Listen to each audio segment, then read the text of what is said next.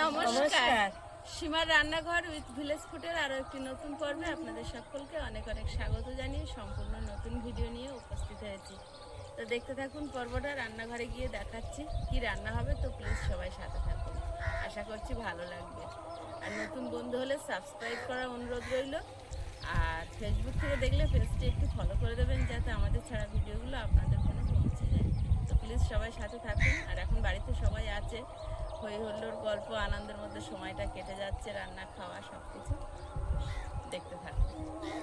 চলো যাওয়া যাক রান্নাঘরে। চলো আজকে রান্না হয়। চলো। তো সকালবেলা এখন খাওয়া দাওয়া তো চলছে, আর আমি হচ্ছে একটু ময়দা মেখে নেবো। মা একটা স্পেশাল খাবার বানাবে, আমি এখন বলবো না, আপনারা দেখতে থাকুন। তো ময়দাটা ময়ান দিয়ে নেবো প্রথমে। আমি এদিকে সাদা তেল, নুন, চিনি, কালো জিরে আর জলটা আমি উষ্ণ গরম করে নিয়েছি। লবণ দেবো পরিমাণ মতো।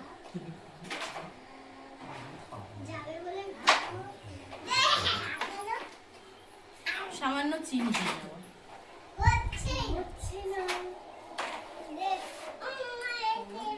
কালো জিরে,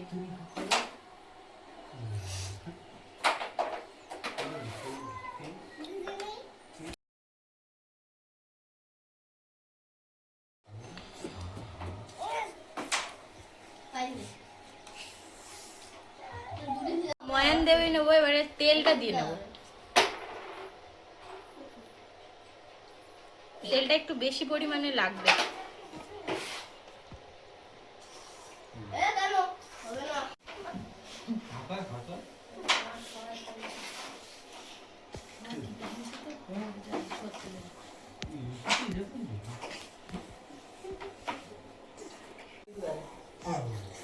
এক গামলা আলু ধুয়ে নিয়েছি, সেদ্ধ বসিয়ে দেবো।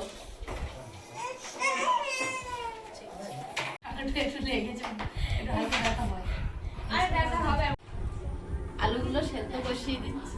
সবাই এক জায়গায় হয়েছে, অনেকদিন পর এসেছে, আবার কবে এক জায়গায় হবো তো জানি না।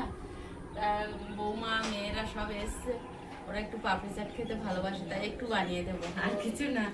তার জন্য আলু সেদ্ধ বসিয়ে দিয়েছি, আর প্রিয়াঙ্কা ওদিকে ময়দা মাখছে।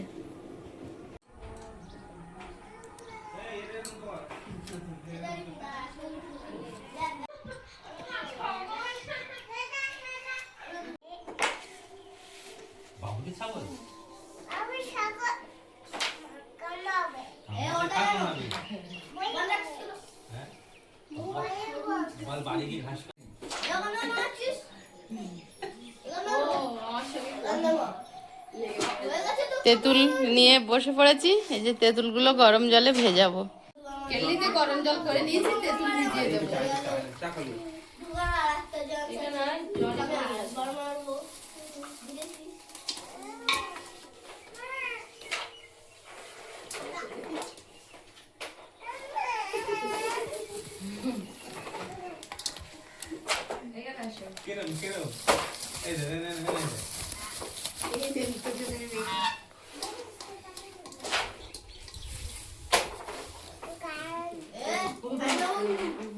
জল ফেলে দেবে।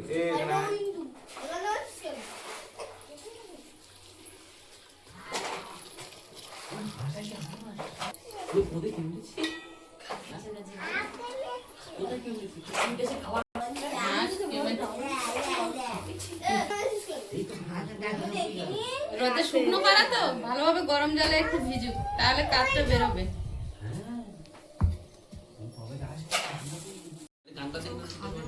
ময়দাটা আমার ভালোভাবে ময়ান দেওয়া হয়ে গেছে। এই যে মুঠো করলে একদম মুঠো হয়ে আছে, পড়ছে না। এই যে মুঠো মারলে একদম মুঠো হয়েই আছে, পড়ছে না। তো এবার আমি গরম জল দিয়ে ময়দাটা ভালোভাবে মেখে নেব। আস্তে আস্তে অল্প অল্প ভাবে দেবো, মানে বেশি দিলে একেবারে নরম হয়ে যাবে বা শক্ত হয়ে যাওয়ার একটা ব্যাপার থাকে। তো আমি অল্প অল্প করে দিয়ে মেখে নেব।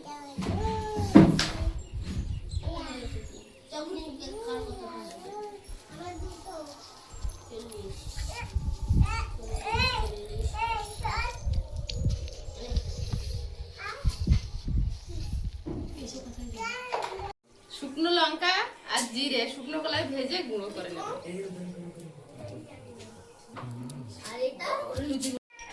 ময়দাটা আমার মাখা হয়ে গেছে, এবারে কিছুক্ষণের জন্য রেস্টে রেখে দেবো, সুতির কাপড় গরম জলে ধুয়ে আর ওর উপর দিয়ে রেখে দেবো রেস্টে, তাহলে জিনিসটা ভালো হয়, ময়দাটাও নরম থাকে। জিরে আর শুকনো লঙ্কা ভেজে গুঁড়ো করে নেবো। শুকনো লঙ্কাটা আগে ভাজা ভাজা হয়েছে, এবার জিরে।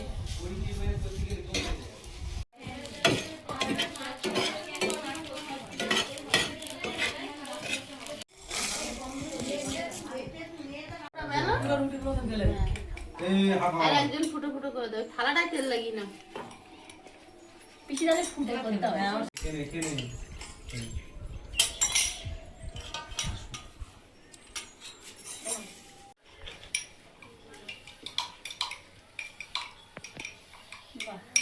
ফুচকার মতো বেশ ছোট ছোট হচ্ছে।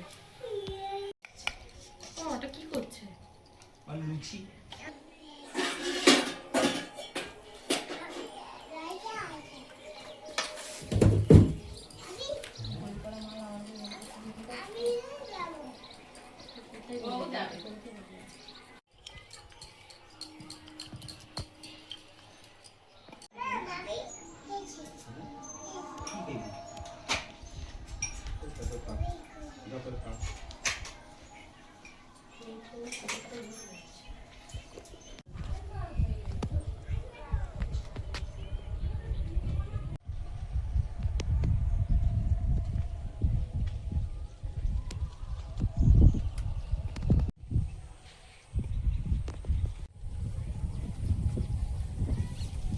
মেলা লোক বিক্রি করে।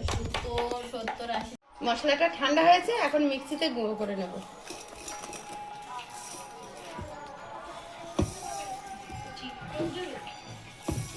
আইডিয়া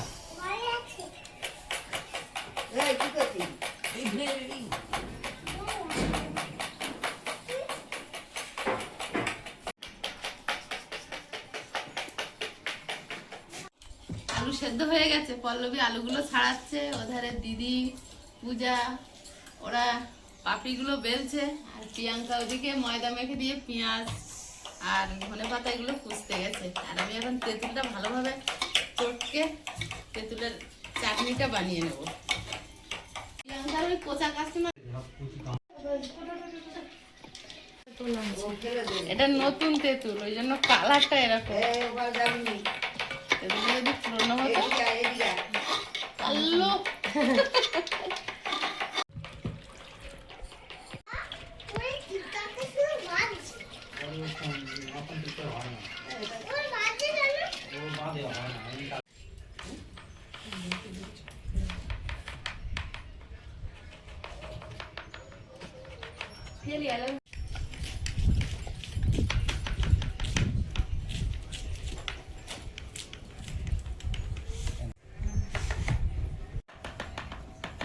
বাইকে আমি বিকেলে গেলে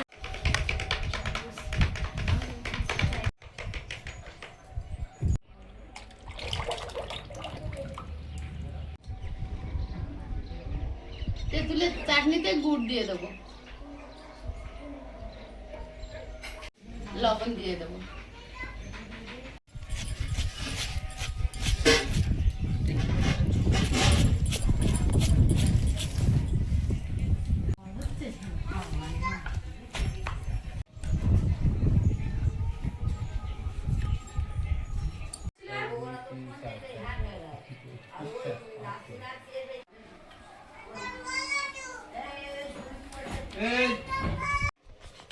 তেঁতুলের চাটনিটা এধারে হতে থাক, আর এধারে কড়াই বসিয়েছি, এখন পাপড়িগুলো ভেজে নেব।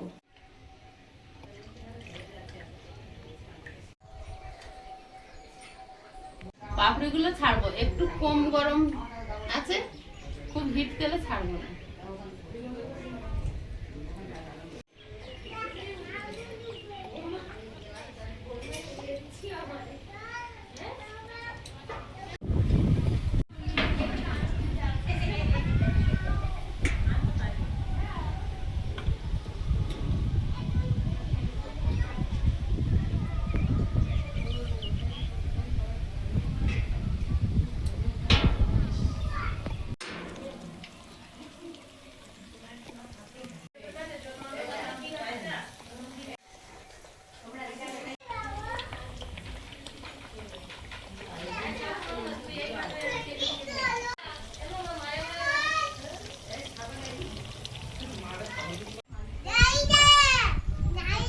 এখানে দেখুন কন্টিনিউ ঝড় হচ্ছে কয়েকদিন ধরে, বাইরে রান্না করাটা বিশালভাবে চাপ হয়ে যাচ্ছে।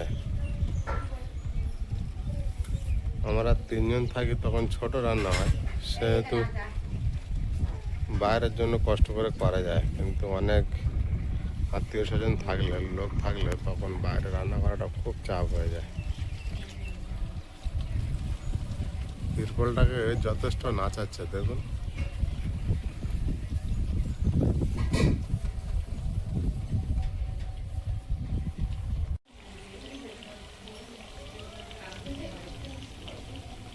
প্রথম খোলায় যেগুলো দিয়েছিলাম ভাজা হয়েছে, এখন তুলে নিচ্ছি আর বাকিগুলো এভাবে ভেজে নেবো।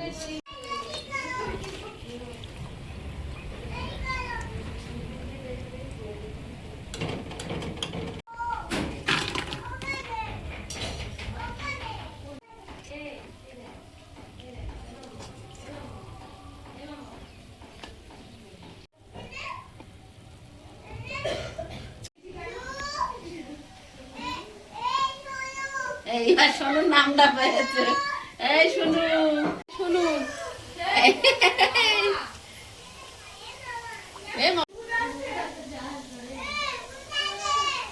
ভূতু আছে।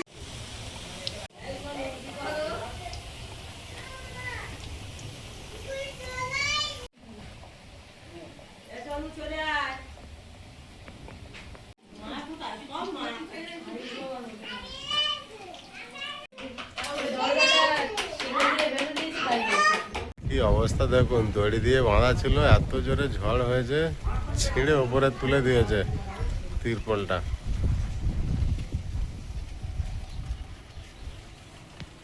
আর এইভাবে কি বাইরে রান্না করা সম্ভব?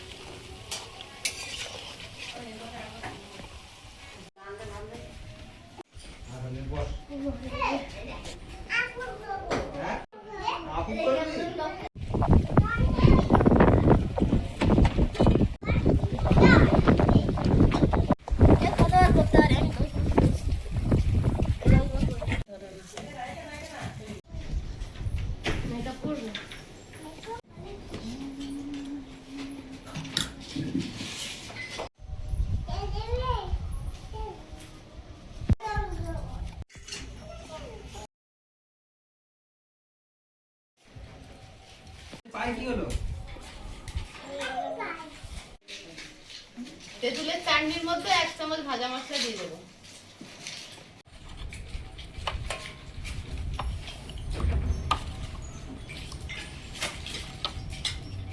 টক দইয়ের মধ্যে একটু লবণ দিয়ে দেবো।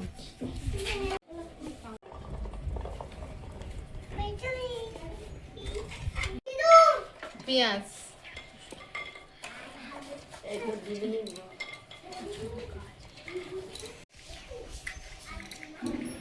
ধনে পাতা কুচি,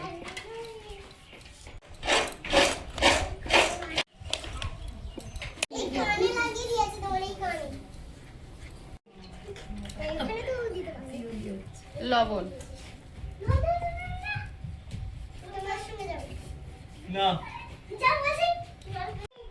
ভাজা মশলা। এই ওদের জন্য একটু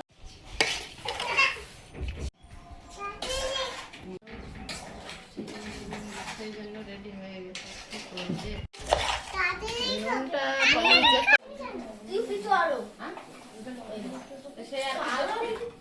বলে দাও কি লাগবে। আমার লবণটা ঠিক আছে।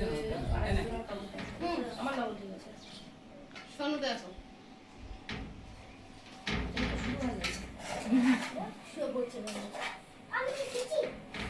ড্রেস করে নিয়েছি।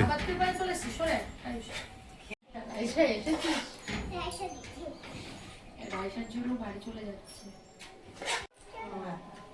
তুমি যাবে?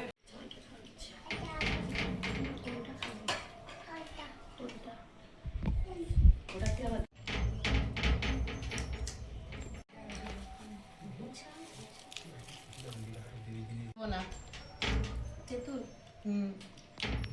মাঝখানটা দিও না, তাহলে 80-70 কই এইটাই তো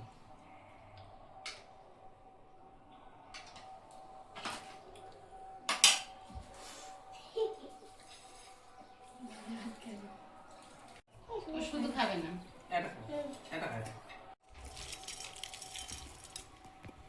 এটা নারকেল দিইনি না, এটা দিয়েছি। এই দুটো আমার, জমাতে এই দুটো তিনটে এই নারকেল বাজা খায় দিয়ে দাও। এই নাও, এই নাও। নারকেল খায় না ওদিকে টেনে নাও। কে? এই তো ওর প্লেট। সব না মাপের প্লেট। নেচে রাখো। নিচে রেখে খাও। খাক না। হ্যাঁ। সামনে এগিয়ে এসে বয় তো, বাবা বসতে পারছে না। হ্যাঁ সামনে চেপে এসে পারে। এখানে আয়। দেখ তো মেয়ের নামিয়ে দে। হ্যাঁ মেয়ে তো বোকা তেতুল দেবো বলবে। কেমন হয়েছে বলো, কেমন হয়েছে বলো। দিদুরা বলে দাও কত সুন্দর হয়েছে বলো। হাত দিয়ে দেখাচ্ছে দেখো কেমন। সীমা এদিকে তাকাও। কেমন আছে ওই মামা? বলো দেখি কেমন হয়েছে। কেমন হয়েছে? হেভি হয়েছে হ্যাঁ। ওই আমি কত বলবো? করছে? বেচারা পূজা। দেবো নিবি তেতুল? দাও আমাকে দাও। কি সুন্দর। পল্লবী তেতুল মা ভালো লাগছে খেতে? মা একটু দই দেবো? না। পূজার একটু দই দিস, পূজা তেতুল নেয়নি। দইটা ওটা সেই ওই কেজির দেওয়ালে যে থপথপে দই। হ্যাঁ ওই যে না আমুলের দই ওর উপর দিয়ে দেয় বসো। খুব সুন্দর হয়েছে। এই জল জল তো ভালো আছে, আমি একভাবে খেয়েই যাচ্ছি। না যদি জল যাচ্ছে খেয়ালই করি না। আর দিদি কালকে থেকে বলছি, দিদি বলছে সেটা কি, আমি কোনোদিন খাইনি। হ্যাঁ আমি তো খাইনি, এই প্রথম। মা এমনি বাজারে কেন বাইরে গেলেও কোনো কিছু খায় না। কিছু খায় না।